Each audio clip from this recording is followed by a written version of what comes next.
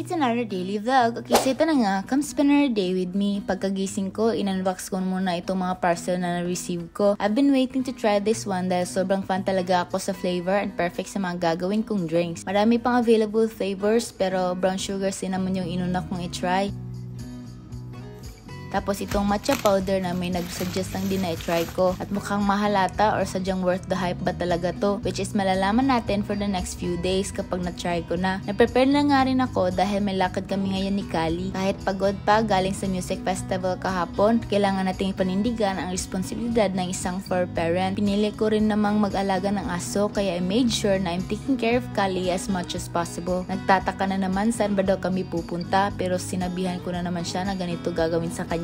Siyempre, may consent kahit hindi naman siya nakakasagot. Yung partner ko naman nakasecure ng registration para sa free castration at hindi niya na malaya na same date pala yun sa laka niya kaya hindi siya nakasama ngayon. Pamilang muna ni Kali today and mukhang nag-aalala na ata siya na para bang naiintindihan talaga niya yung sinabi ko kanina. Dito talaga siya sa pwesto niya dahil comfortable siya sa ganito. Aside sa physical touch, din yung love language niya. I'm going to fetch my friend dahil nagpasama ako sa kanya para sa pupuntahan namin today. Buti lang nag-agree kahit pagod din yun galing sa music festival. Hindi rin naman natiis ni Kali yung setup niya kaya pumunta na sa mas comfortable siya. Nandito na nga rin yung friend ko. Naglakad na kami papuntang gym na sinunod ko lang sa Google Map pero mali pala ito. Buti na lang napuntahan talaga namin yung tamang venue ng Pets Day dahil malapit na akong mag-give up noon dahil mahina nga rin ako sa direction. Tapos naman na mag-register kaya waiting na lang kami na tawagin yung name para kami nasusunod. While waiting, ako talaga yung kinakabahan para kay Kali. Malapit na nga ako makapag-decide na umuwi na lang. Pero mukhang ready naman siya. Tahol ng tahol sa ibang mga kasamang aso.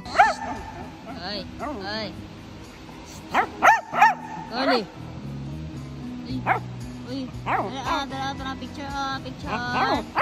Before operation, sinabihan ko na siya yung next. At ito na nga siya after operation. Naka-anesthesia pa yan siya, kaya ganyan. Pero sobrang cute pa rin, ginagalaw ba naman yung dila niya. After a few minutes, nakapag-decide na kami umuwi para sa bahay na lang siya magpatuloy sa pagpapahinga niya. After ilang oras, nakakagalaw na siya at mukhang nagutom ata kaya kumain muna sa na-prepare ko na food niya kanina. Ayan lang muna today and see you next time!